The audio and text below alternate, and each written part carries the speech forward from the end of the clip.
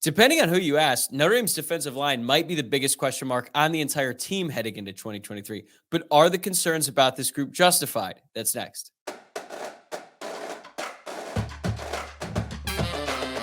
You are Locked On Irish, your daily podcast on the Notre Dame Fighting Irish. Part of the Locked On Podcast Network, your team every day.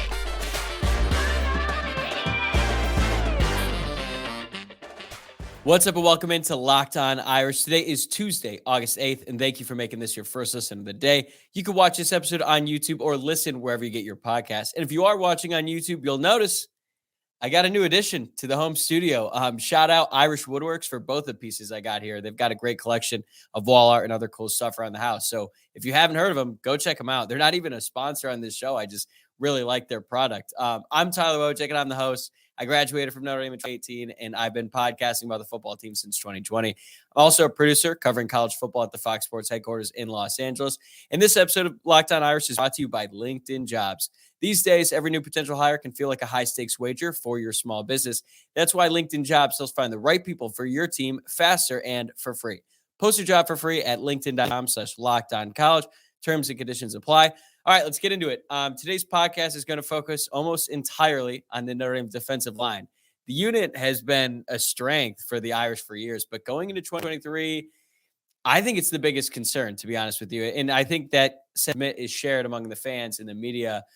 So I'm going to dive into the depth chart as I understand it today. Again, that might change. Notre Dame has not released an official depth chart or anything like that, but I think we have a good idea of how that rotation is going to shake out.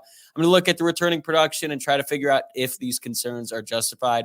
Then in segment 2, I'll take a look at how we got to this point by going over some trends that I've noticed and how Notre Dame has recruited the position in recent cycles. And we'll wrap things up by looking ahead to the future to see who the staff has committed and how defensive line recruiting can improve down the road. But let's start by looking at what is projected to be the starting four defensive linemen for Notre Dame in 2023. At strong side end, you've got Nana Osafo-Mensah, nose tackle Howard Cross III, and at defensive tackle Ryan Hills, who's moved over from strong side ends is what he played last season, although he kind of played a mix of both. But now he is at his natural position at defensive tackle. And then at Viper, you've got Jordan Botelho. But as we know, Notre Dame does like to rotate quite a bit on the defensive line. So I say they're backups, but I imagine that they're going to be involved quite a bit. So the second unit, at least the one that's been trotted out there in practice so far in camp, at least from what the media has seen. At strong side end, you've got Javonte Jean-Baptiste, the Ohio State transfer. At nose tackle, Jason Anye, the redshirt sophomore. Defensive tackle, just looking like Gabriel Rubio, another redshirt sophomore as well. And then at Viper, junior Tui Halamaka, who's actually a converted linebacker. And then there's some other guys in the mix who figured to be a part of the rotation this year, but they might not be on like the two deep necessarily. You've got Tyson Ford, the redshirt freshman at defensive tackle. And then at Viper, Josh Burnham, redshirt freshman, also a converted linebacker in the same class as junior Tui Halamaka. And then there's true freshman Brendan Vernon. He figures to be in there as well. The reports about him have been really positive so far. I'll admit it's been somewhat of a surprise to me. I was a little bit of a doubter on him once he entered college, but it looks like he's a dog, especially in the weight room, and is really trimmed down. So he might force his way onto the field in 2023, which would be a very interesting development because Notre Dame could sure use a breakout freshman at this position. It could be at end. It could be on the inside. It doesn't really matter. If Brendan Vernon comes on and is the Benjamin Morrison of 2023, that'd be great. That could really change the expectations for this group and the defense as a whole. And then some guys who are probably on the outside looking in right now, Armel Mukum and Boubacar Traore, they're true freshmen as well. And then Aiden Gobira, redshirt freshman. I think he's still probably a year away before he sees the field consistency. So if you look at this group, they have a lot to replace from last year. Obviously, it starts with Notre Dame's career sack leader in Isaiah Foskey, but it does not end there. Notre Dame also lost the Adamiola twins this offseason to the NFL. So they have to replace 17 sacks, 22 and a half tackles for loss, and 113 total tackles from last season alone that came from just that trio. And that's a lot to replace. And frankly, that unit was a little disappointing last season, so it wasn't that great. And then they have to replace a lot of that production. So I can see why some fans look at this group and they're like, wait a second, what's going on here? But oddly enough, if you look at the stats from last season, they were actually tied for 13th in the country with 5 other teams. So they're like 13th to 18th in total sacks last season with 38. Personally, I was surprised to see them so high when I looked at it because it never really felt like Notre Dame was that dominant. But that kind of tells you that sacks don't really tell the whole story when you're talking about a defensive line. Even though sacks are great, especially in big moments, getting consistent pressure on the quarterback is actually more important, in my opinion. And if you look at Pro Football Focus, and I get it, all the caveats to throw them out there now about Pro Football Focus and their grades and all that stuff, but I think they're really useful when it comes to looking up some advanced stats. But they did give Notre Dame a pass rush grade of 38th in 2022. And honestly, I think that's pretty fair. I think 38th is a better representation of where Notre Dame was last season on the defensive line, and really the defense as a whole when it came to getting after the quarterback compared to the 13th number. Because I think the fact that Notre Dame was 13th might suggest that they were pretty close to being elite. And anyone who watched Notre Dame last season knows that the defensive line was not close to being elite. They were good, but they weren't really the dominant group that we thought they could be going into last season. So if you look at the defensive line in 2018, I think this is a good example of a group that was actually elite, that didn't register the amount of sacks that you might expect, but they did register that amount of pressure. So that 2018 group, man, they were elite. They had Julian Akwara, Khalid Kareem, and Jerry Tillery, just to name a few. And they were a major reason why that team ran the table during the regular season and eventually made it to the college football playoff. But that team only had 34 sacks. That's just one more than they had in 2022. But if you look at PFF again, that season in 2018, Notre Dame finished fourth in pass rush because they pressured the quarterback 245 times during the regular season. Last year, Notre Dame pressured the quarterback 204 times. So you're starting to see the difference there. Yes, they only had one more sack, but they pressured the quarterback 41 more times.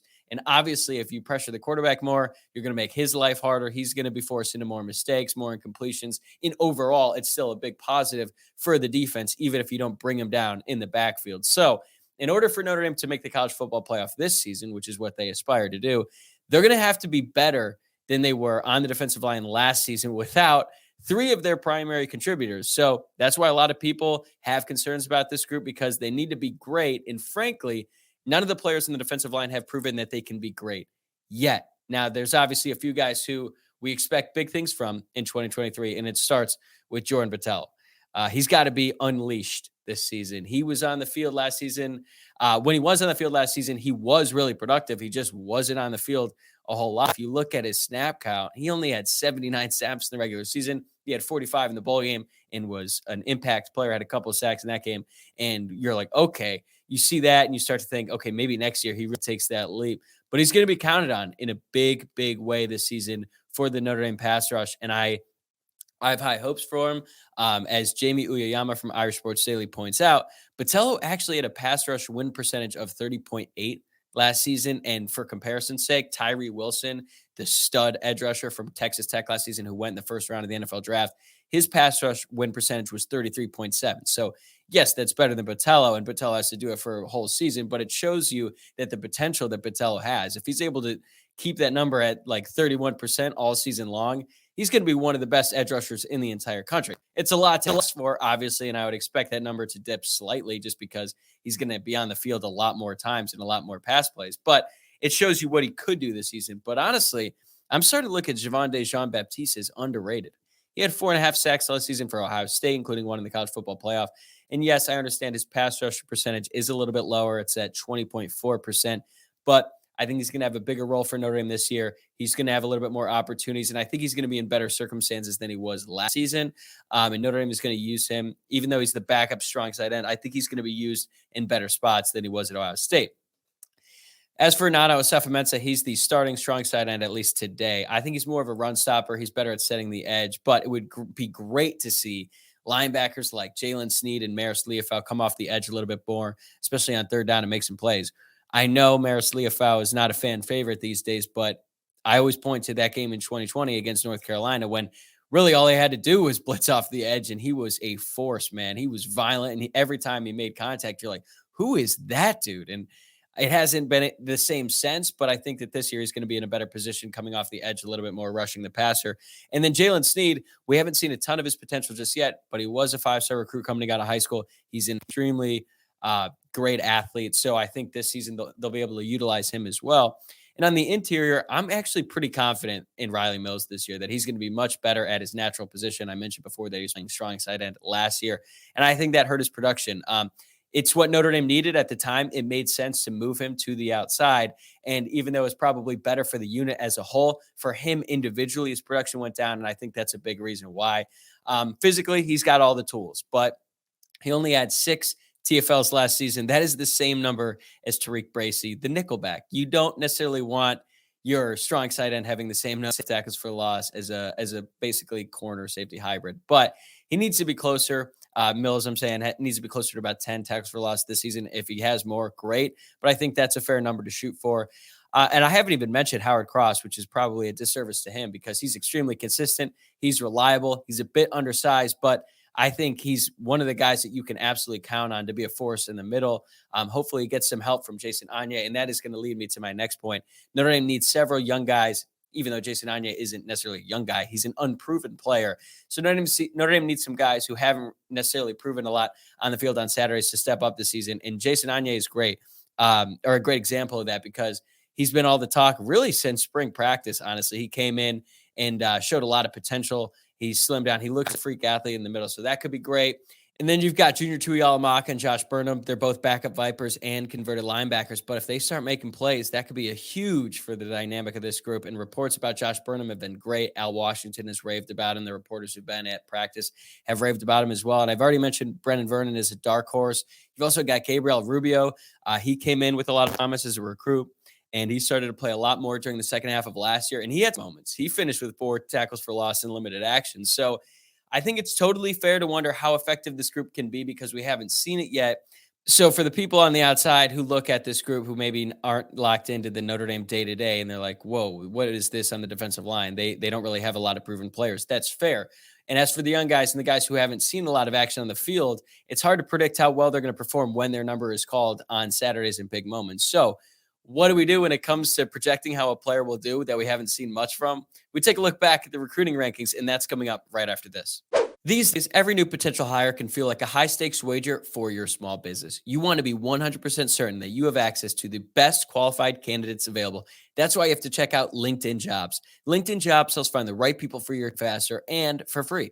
I used LinkedIn Jobs a couple years ago, and they made it easy to contact the hiring manager, learn more about a role, and eventually, I got the job I was looking for.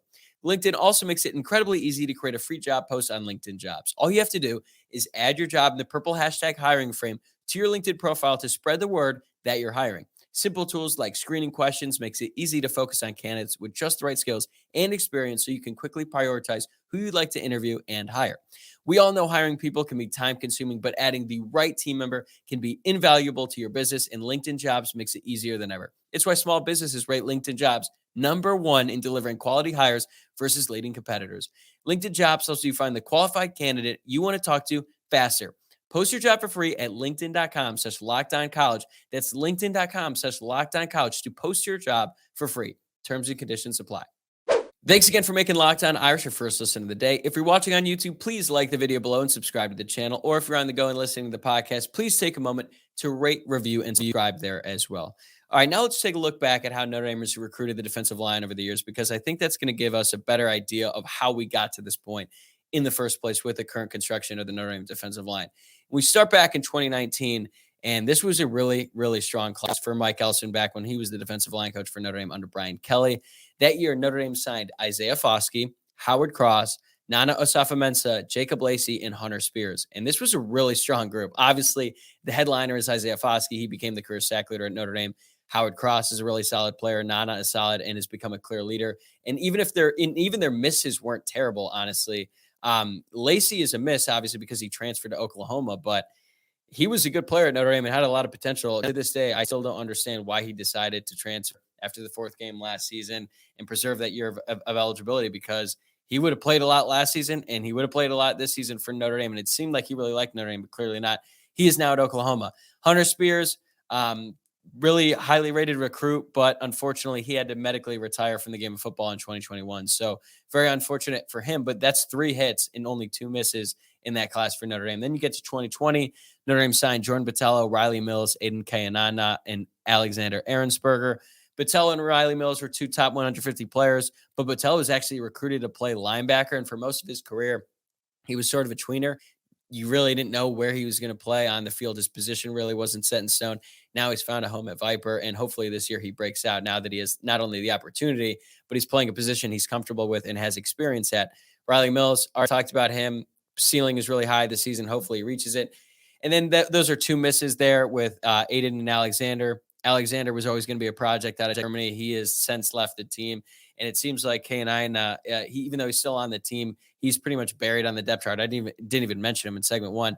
Then we get to 2021, and Notre Dame only signed two. They got Gabriel Rubio and Jason Anye. Rubio was a good get, number 17 defensive lineman in the class, but Jason Anye was a big reach. He was not in the top 600 recruits physically.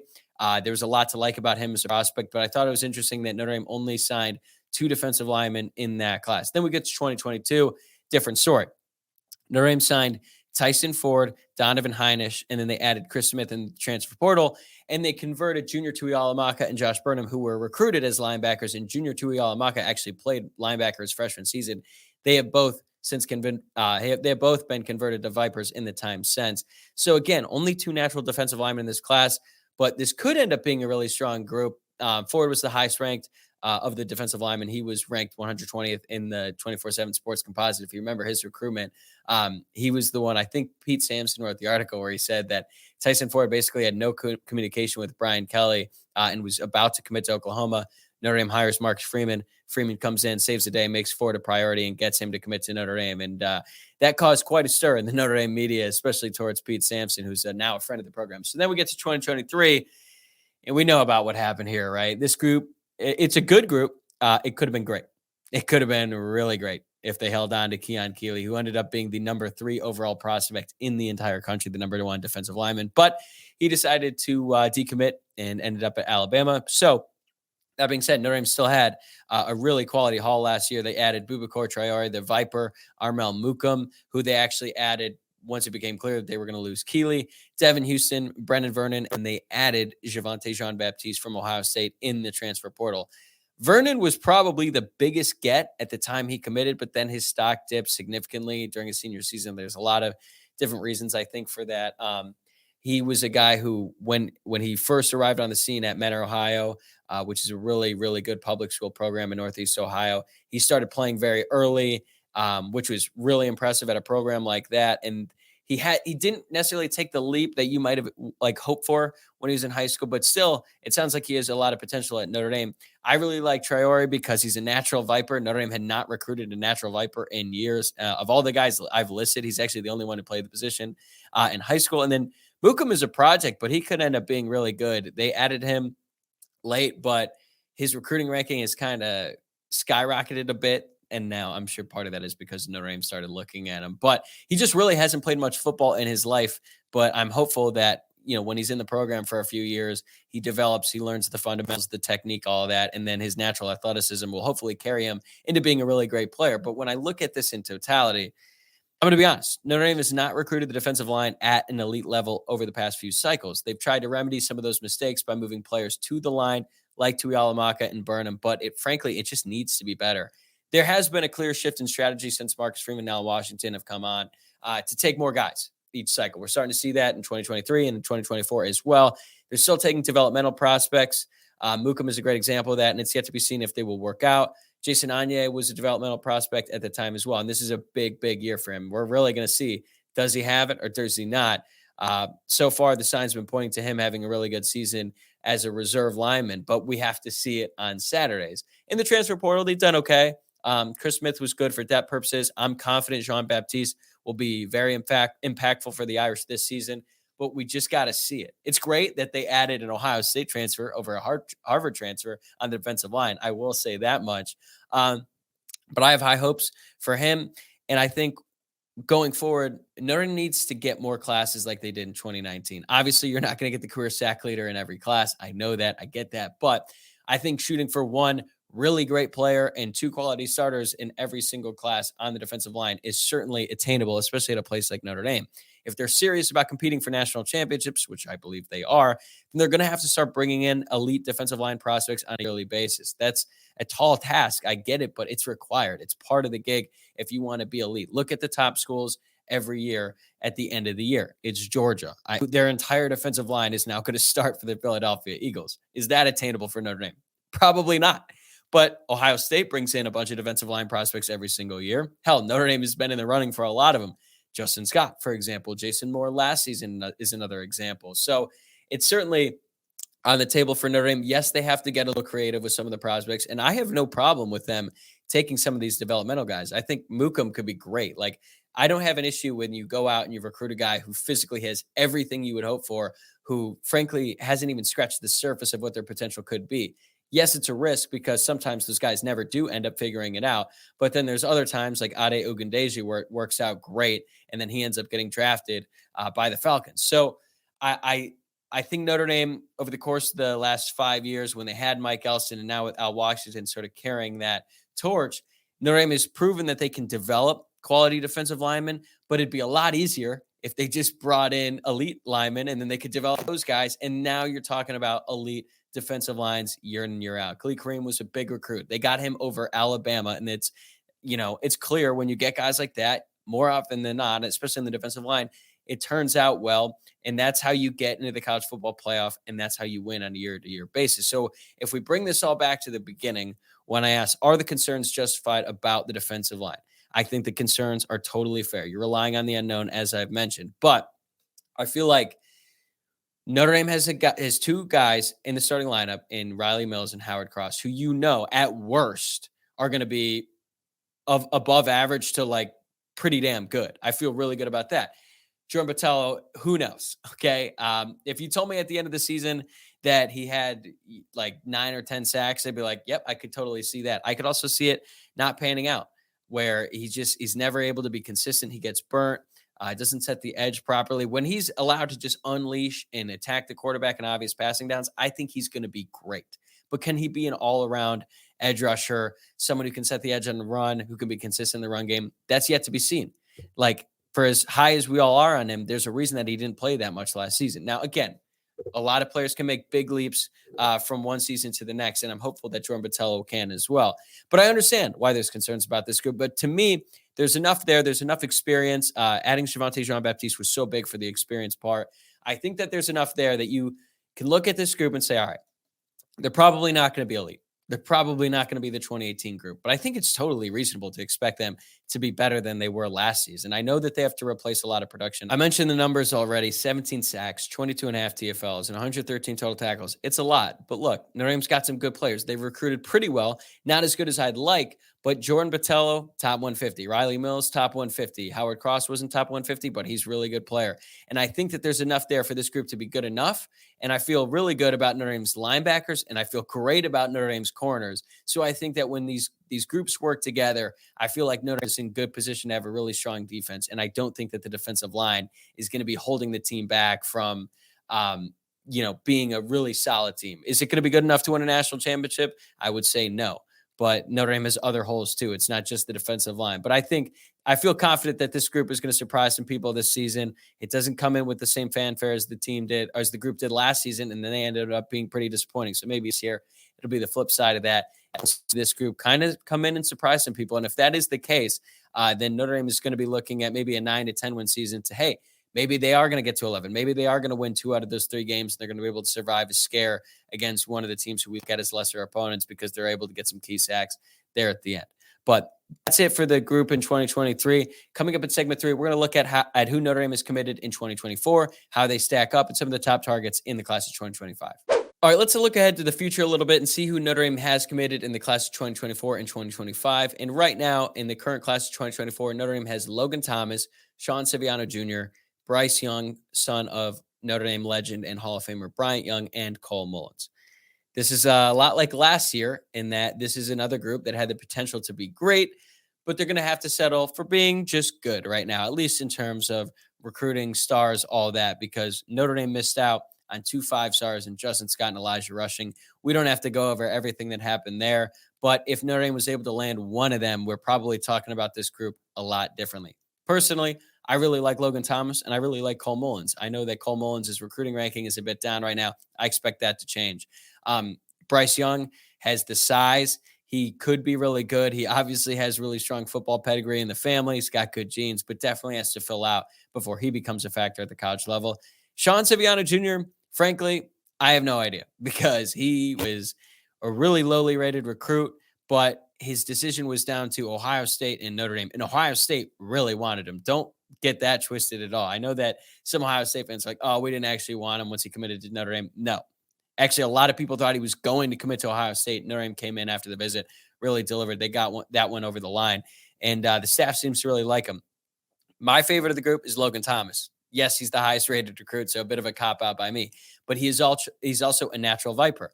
I also like that he just transferred to play football in Northeast Ohio from Texas. I find that a little bit funny, but I have Northeast Ohio roots, so I respect that. He actually just transferred. I think the announcement came out yesterday. He's going to play at St. Edward's High School in Ohio. If you know anything about Ohio football, you know that St. Edward's is a really, really good high school. It's the same high school that Sean Crawford went to, and I'm really excited to see him play this season. And yeah, he's a really talented prospect. He's a natural Viper. Again, Notre Dame has not recruited a lot of natural Vipers, so it's great that they can bring in a guy like Logan Thomas, who I don't know if he's going to play right away. Physically, he still has some maturing to do, but he's really talented, and he is the only guy ranked around the top 150 in this group. Looking ahead to 2025, not going to put a bunch of stock in the amount of commitments they have because it is so early, but they do have one defensive line commit in Davion Dixon. He's a good player out of Miami, Florida, ranked outside the top 350, but I don't really put that much emphasis on recruiting rankings in that class right now because he still has 2 full seasons of high school football left to play. But it does sort of continue this trend that I talked about in segment 2. They just don't have a lot of highly rated defensive line prospects. Thank God they added Kingston Biliamu-Asa in the class of 2024 because Notre Dame needed a real difference maker on the defensive side of the ball in this class. He's certainly one of them, but he's going to be playing in the middle. Notre Dame needs those guys on the defensive line. They do not have a defensive lineman committed who is in the top 150 players nationally right now. Logan Thomas could get up there for sure, but right now, that's just frankly not good enough. Now, that's not to say that some of these guys won't end up being very good, but it's risky. Yes, some of these projects could work out, but I think there's a lot of pressure to land an elite defensive line prospect in the class of 2025 because of the past misses. Whether that's fair or not, they have been really, really close with some really, really big-time prospects on the defensive line, but they just have not been able to finish and close with these guys and get them to commit to Notre Dame on signing day. So that's going to be a huge emphasis in 2025. Can Al Washington get one of these elite guys to commit to Notre Dame and stay with Notre Dame? It's necessary, man. If you want to be competing with Alabama and Georgia, you got to do it in the trenches. And Notre Dame is got the offensive line down. They've got some really great players in the offensive line year in and year out. They've recruited the position really well. They have got to do it on the defensive line. There's going to be some more opportunities in 2025 to get more elite prospects, but losing out on Keon Keeley, Jason Moore, Justin Scott, and Elijah Rushing stings. And, you miss out on one of those guys. Okay. You miss out on 2. Damn. But missing out on all 4 is real tough because all 4 of those guys were seriously considering Notre Dame. And Notre Dame was one of their finalists, but they weren't able to get a single one of them. You need to get at least one of those guys pretty much every single year to compete at the very top. Now, does that mean that Notre Dame's defensive line is going to fall off a cliff because they haven't signed these guys? No. I just went back and showed you that even if they're not top 150, they can still be really good college players, but we're not looking for really good. We're looking for great. And I'm really hopeful that Al Washington or whoever is the defensive line coach come signing day next year is able to get 1 or maybe even 2 elite defensive line prospects. I know that might sound crazy, but it's what is necessary to compete for the national championship. They're 1 in the trenches, and now getting after the passer is almost as important as passing. It's not as important as getting a great quarterback, but Notre Dame has been recruiting that position really well. So they're getting there. They're recruiting the most important positions on the entire field in this modern game well, but they're lacking on the defensive line. But going back to the beginning, I still think that this defensive line in 2023 could be solid. It could be better than expected. They could exceed expectations, but I still think they're a bit away from being elite. That's going to do it for this episode. Thanks again for making this your first listen today. On the way out, remember to subscribe to the show on YouTube or wherever you're listening to the pod, and follow the show on Twitter at Lockdown Irish, on Instagram at Lockdown Irish Pod, and my personal Twitter account at Tyler, WOJCIAK. I'll be back with you guys tomorrow. See you then.